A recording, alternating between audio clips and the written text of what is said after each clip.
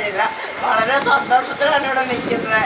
എന്നുവെച്ചാൽ റിട്ടയർമെൻ്റ് എന്ന് പറഞ്ഞാൽ എന്തായാലും ഗവൺമെൻറ് സർവീസിൽ അനിവാര്യമായ ഒരു ഘടകം ആണ്. അത് എല്ലാവർക്കും എന്തായാലും നമ്മൾ സർവീസ് കഴിയുമ്പോഴേ നമുക്കറിയാം റിട്ടയർമെൻറ്റ് ഇന്ന ദിവസമാണ്. നമ്മൾ എവിടെയാണോ വർക്ക് ചെയ്യുന്നത് അവിടെ നിന്ന് നമ്മൾ വിരമിക്കേണ്ടത്. എന്ന് വെച്ചാൽ റിട്ടയർമെൻറ്റ് ലൈഫിലേക്ക് പോകുമ്പോൾ നമ്മൾ ഒന്നും അല്ലാതെ ആകുന്നില്ല എന്നാണ് എനിക്ക് തോന്നുന്നത്. നമ്മൾക്ക് ഇനിയും പ്രവർത്തിക്കാൻ പല മേഖലകളും ഉണ്ടാകും. അതുകൊണ്ട് ഇവിടെ നിന്ന് ഇറങ്ങുന്ന ആരും തന്നെ വിഷമത്തോടെ അല്ല പോകുന്നതെന്ന് തന്നെയാണ് എൻ്റെ വിശ്വാസം. ഇനി ഞാൻ എൻ്റെ കാര്യങ്ങളിലേക്ക് കിടക്കട്ടെ. 1993 ഓഗസ്റ്റ് മാസം 2-ാം തീയതി ഞാൻ പാലാ ഗവൺമെൻറ് പോളിടെക്നിക് കോളേജിൽ ട്രേഡ്സ്മാനായിട്ടാണ് ജോയിൻ ചെയ്യുന്നത്. എനിക്ക് PSC അപ്പോയിൻമെൻറ്റ് ലഭിക്കുമ്പോൾ ഞാൻ എൻ്റെ മൂത്ത കുട്ടിയെ പ്രഗ്നൻ്റ് ആയിരുന്നു. ആ സമയത്ത് ഇതിലേക്ക് പോകണമോ വേണ്ടയോ എന്നുള്ള ഒരു ചിന്തയും ഉണ്ടായിരുന്നു. വേറെ ഒന്നും കൊണ്ടല്ല, ഞാനന്ന് ഇവിടെ അടുത്തുള്ള ട്രാവൻകൂർ മൈൻസ് ആൻഡ് മെറ്റിംഗ് കമ്പനിയിൽ വർക്ക് ചെയ്യുന്ന സമയമാണ്. എന്നെ സംബന്ധിച്ചിടത്തോളം അന്ന് എനിക്ക് ഈ സർവീസിൽ വന്നാൽ കിട്ടുന്നതിൻ്റെ ഒരു 4 ഇരട്ടി ശമ്പളം വാങ്ങിക്കുന്ന ഒരു വ്യക്തിയായിരുന്നു.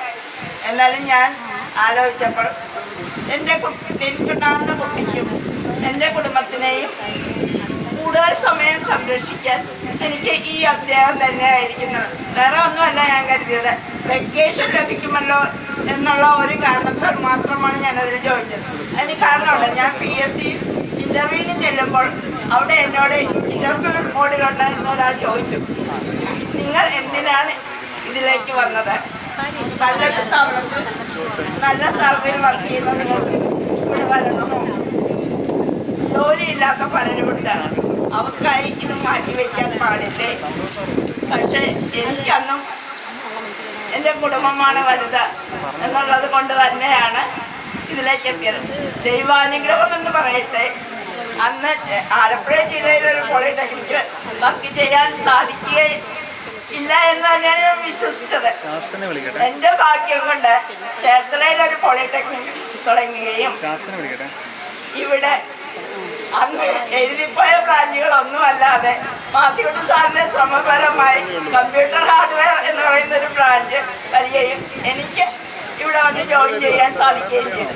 ഞാനിവിടെ വരുമ്പോൾ മാത്യുട്ടി സാർ എന്നോട് പറഞ്ഞ ഒരു വാക്കുണ്ട്, നീ ചെറുപ്പമാണ്, നിന്റെ പ്രായത്തിനേക്കാളും വളരെ വ്യത്യാസമില്ലാത്ത കുട്ടികളാണ് ഇവിടെ ഉള്ളത്, അവരുമായി കൂടുതൽ ചങ്ങാത്തം കൂടേണ്ട, ഒരു ഡിസ്റ്റൻസ് കീപ്പ് ചെയ്യുക, അത് എപ്പോഴും കുട്ടികളുടെ നന്മയ്ക്ക് നല്ലതാണ്.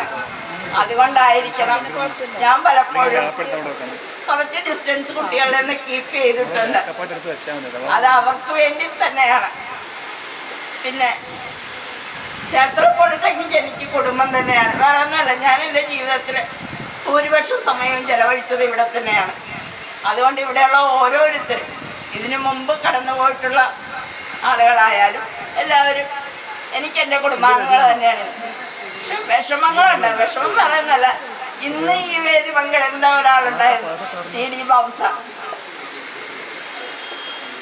സാർ നമ്മളെ വിട്ടുപിരിഞ്ഞു പോയി, അതൊരു വിഷമം തന്നെയാണ്.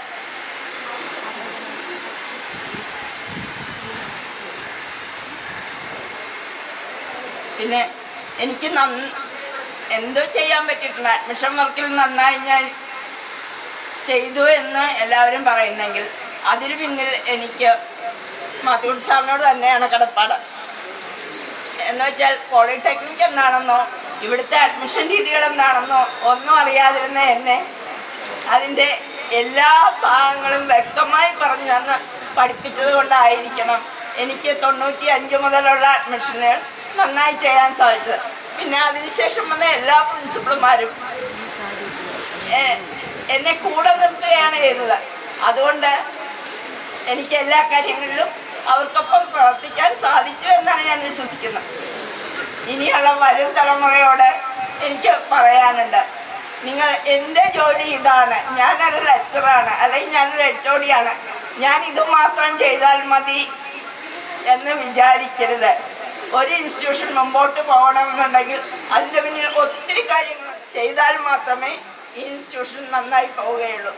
അതുകൊണ്ട് എല്ലാവരും ഇനിയുള്ളവർ ബാക്കിയുള്ള കാര്യങ്ങൾ ഒത്തിരി കാര്യങ്ങളുണ്ട്.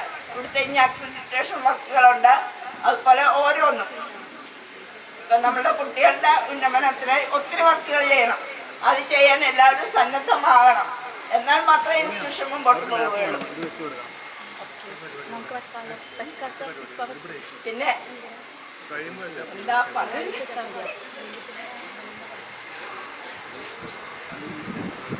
ഇവിടെ ചിരിക്കുന്ന മോഹമായിരിക്കുന്ന ശാസ്ത്രൻ പറയാതിരിക്കാൻ പറ്റില്ല. എനിക്ക് വളരെയേറെ സന്തോഷം നിറഞ്ഞ സമയമാണിത്. വേറെ ഒന്നുമല്ല, ഞാൻ പഠിപ്പിച്ച കുട്ടികൾ എന്നോടൊപ്പം വർക്ക് ചെയ്യാൻ സാധിച്ചു എന്ന് പറഞ്ഞാൽ അത് എനിക്ക് വളരെ സന്തോഷമുള്ള കാര്യമാണ്. അവരോട് അന്നൊക്കെ പഠിക്കുന്ന കാലത്ത് ഇച്ചിരി റഫായിട്ട് പെരുമാറിയിട്ടുണ്ടെങ്കിൽ പോലും അവർ എൻ്റെ മക്കളാണ്. അവരെ മാറ്റി നിർത്താൻ എനിക്കാവില്ല. പറയാതെ ജോണ്, ശാസ്ത്രൻ, ലക്ഷ്മി, ആരാണ്, ബിജു, ഷാംജി, പിന്നെ ജിഷയില്ല, അനില, ജിതേഷ് സാറിന്റെ പേര് പറയാൻ കേട്ടോ. ജിതേഷ് സാറിനെ ഞാൻ ആ മോനായി തന്നെയാണ് കണക്കാക്കുന്നത്. അതുകൊണ്ട് സാറിന്റെയും പേര് ഉൾപ്പെടുത്തുന്നു. എല്ലാവരും ഉണ്ട്. പിന്നെ എൻ്റെ കുടുംബത്തിനെ കുറിച്ച് പറയുകയാണെങ്കിൽ, ഞാനിവിടെ വരുമ്പോൾ എനിക്ക് 1.5 വയസ്സുള്ള കുട്ടിയായിട്ടാണ്. ഞാൻ പലപ്പോഴും ഇവിടുത്തെ കാര്യങ്ങൾ നടത്തുമ്പോൾ എൻ്റെ മോളെ ഞാൻ കൊണ്ടുവന്ന് ലാബിലെ ടേബിളിൽ കിടത്തിയിട്ട് അവളെ അവിടെ ഉറക്കി കിടത്തിയിട്ടാണ് പല കാര്യങ്ങളും ചെയ്യുന്നത്.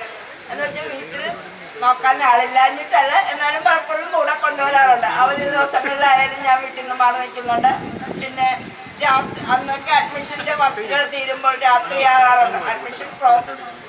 അഡ്മിഷൻ്റെ പ്രോസസ്സ് ഒത്തിരി ഉണ്ടല്ലോ. ആദ്യമൊന്നും സോഫ്റ്റ്വെയറുകളോ കാര്യങ്ങളോ ഒന്നും ഇല്ലാതിരുന്നുകൊണ്ട് മാനുവലായി ചെയ്യുമ്പോൾ ഒത്തിരി എററുകൾ വരും. അതെല്ലാം റെക്ടിഫൈ ചെയ്ത് വീണ്ടും പരിശോധിച്ച് നമ്മൾ ചെയ്യുന്ന ആ സമയത്ത് രാത്രികളാവും. പല ദിവസങ്ങളും രാത്രികളിലാണ് പോകുന്നത്. ജയമാസാറിൻ്റെ കൂടെ രാത്രി ഭക്ഷണവും കഴിച്ച് എൻ്റെ കുടുംബവുമായിട്ടാണ് ഞാൻ ഒന്നിച്ച് പോകുന്നത്. അവരെയും കൊണ്ട് രാത്രി ചേട്ടനിവിടെ വന്ന് അങ്ങനെയാണ് പോകുന്നത്. അതൊക്കെ എൻ്റെ വീടിനടുത്ത് ജോലി കിട്ടിയത് കൊണ്ട് മാത്രം എനിക്ക് ചെയ്യാൻ സാധിച്ചത്. അതുകൊണ്ട് മാത്രമാണ് ഞാൻ പറയുന്നത് ചേർത്തല പോളിടെക്നിക് എൻ്റെ സ്വന്തം കുടുംബമാണ്. അത് മറ്റാർക്കും കിട്ടാത്ത ഭാഗ്യമാണ്. ഇന്ന് ഞാനിവിടെ നിൽക്കാൻ എനിക്ക് അവസരം കിട്ടിയത് ഇവിടെ CT എന്നുള്ളൊരു ബ്രാഞ്ച് വന്നതുകൊണ്ടാണ്.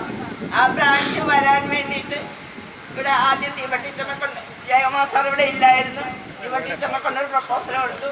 പക്ഷെ അതിന് ഒന്നും എഴുതിയിരുന്നില്ല, ഒരു പ്രപ്പോസൽ മാത്രം. അതിനുശേഷം സാറ് കൽക്കട്ടയിൽ പോയിട്ട് തിരിച്ചു വരുന്ന ജോയിൻ ചെയ്തതെന്ന് ഞാനിങ്ങനെ വൈകുന്നേരം സാറിനോട്, സാറ് CT ബ്രാഞ്ചിൻ്റെ, എന്നിട്ട് സാറ് പറഞ്ഞു അതിൻ്റെ ആവശ്യമുണ്ടോ അല്ലേ, ഇനിയൊരു ബ്രാഞ്ച് കൂടി വരണോ എന്ന് ചോദിച്ചു.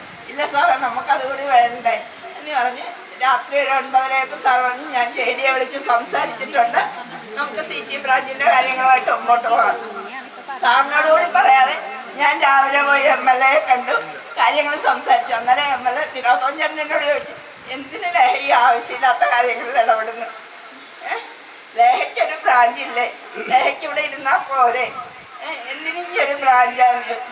ഞാൻ പറഞ്ഞു അതല്ല, നമ്മളുടെ ആലപ്പുഴ ജില്ലയിലുള്ള കുട്ടികൾക്ക് പഠിക്കാൻ CT എന്നുള്ള ഒരു ബ്രാഞ്ച് ഉണ്ടെങ്കിൽ അവർക്ക് കൂടുതൽ തൊഴിലവസരങ്ങൾ ലഭിക്കും, അതിനു വേണ്ടിയാണ്.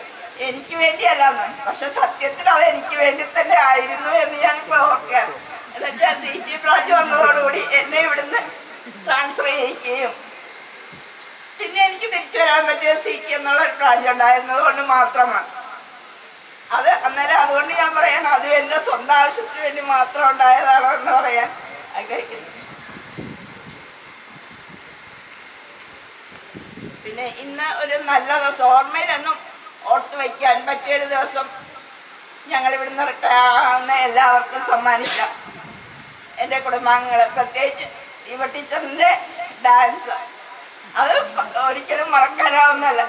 നിങ്ങളോട് പറയാനുള്ളത്, ഇത്രയും ചെറുപ്പക്കാരി ഊർജ്ജസ്വലതയുമായ ഒരു പ്രിൻസിപ്പൾ നിങ്ങൾക്കുള്ളപ്പോൾ ഇതുവരെ ഇവിടെ നടന്നതിനേക്കാൾ നല്ലതായി എല്ലാം നടത്തുവാൻ നിങ്ങൾക്ക് സാധിക്കും.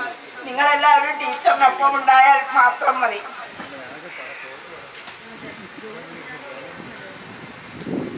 നിങ്ങൾ ഒരുക്കിയ എല്ലാ